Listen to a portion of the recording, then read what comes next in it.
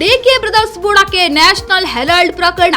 ಇಡಿ charge ಶೀಟ್ನಲ್ಲಿ DK brothers ಹೆಸರು ಉಲ್ಲೇಖ. ಯಂಗ್ ಇಂಡಿಯಾಗೆ 2.5 ಕೋಟಿ ರೂಪಾಯಿ ದೇಣಿಗೆ ನೀಡಿದ ಡಿಕೆ ಬ್ರದರ್ಸ್. ನ್ಯಾಷನಲ್ ಹೆರಾಲ್ಡ್ ಪ್ರಕರಣ ಈಗ ಡಿಸಿಎಂ ಡಿಕೆ ಶಿವಕುಮಾರ್ ಹಾಗೂ ಮಾಜಿ ಸಂಸದ ಡಿಕೆ ಸುರೇಶ್ ಬುಡಕ್ಕೆ ಬಂದಿದೆ. ಯಂಗ್ ಇಂಡಿಯಾಗೆ ಡಿಕೆ ಶಿವಕುಮಾರ್ ಮತ್ತು ಡಿಕೆ ಸುರೇಶ್ 2.5 ಕೋಟಿ ರೂಪಾಯಿ ದೇಣಿಗೆ ನೀಡಿದ್ದಾರೆ ಎಂದು ಜಾರಿ ನಿರ್ದೇಶನಾಲಯ ಚಾರ್ಜ್ ಶೀಟ್ನಲ್ಲಿ ಇಬ್ಬರ ಹೆಸರು ಉಲ್ಲೇಖಿಸಿದೆ ಎಂದು ತಿಳಿದು ಬಂದಿದೆ. ಹೀಗಾಗಿ ಡಿಕೆ ಬ್ರದರ್ಸ್ಗೆ ಇಡಿ ಸಂಕಷ್ಟ ಎದುರಾಗಿದೆ. ನ್ಯಾಷನಲ್ ಹೆರಾಲ್ಡ್ ಅಕ್ರಮ ಹಣ ವರ್ಗಾವಣೆ ತನಿಖೆ ನಡೆಸಿದ ಇಡಿ ಅಧಿಕಾರಿಗಳು ದೇಣಿಗೆ ನೀಡಿದ ಮೂಲವನ್ನ ಕೆದಕಿದ್ದು, ಈ ಸಂಬಂಧ 2022 ನವೆಂಬರ್ನಲ್ಲಿ ಡಿಕೆ ಸುರೇಶ್ ಅವರನ್ನ ವಿಚಾರಣೆಗೆ ಒಳಪಡಿಸಿತು. 2 ದಿನಗಳ ವಿಚಾರಣೆ ವೇಳೆ ಡಿಕೆ ಸುರೇಶ್ ಸಹ ದೇಣಿಗೆ ನೀಡಿದ ಹಣದ ಮೂಲದ ದಾಖಲೆಗಳನ್ನು ಇಡಿ ಮುಂದಿಟ್ಟಿದ್ದರು. ಇದರ ಬೆನ್ನಲ್ಲೇ ಇದೀಗ ನ್ಯಾಷನಲ್ ಹೆರಾಲ್ಡ್ ಅಕ್ರಮ ಹಣ ವರ್ಗಾವಣೆ ಪ್ರಕರಣದ ಚಾರ್ಜ್ ಶೀಟ್ನಲ್ಲಿ ಇಡಿ ಅಧಿಕಾರಿಗಳು DCM DK Shivakumar, DK Suresh, Telangana CM Revanth Reddy ಹೆಸರು ಉಲ್ಲೇಖ ಮಾಡಿದ್ದಾರೆ.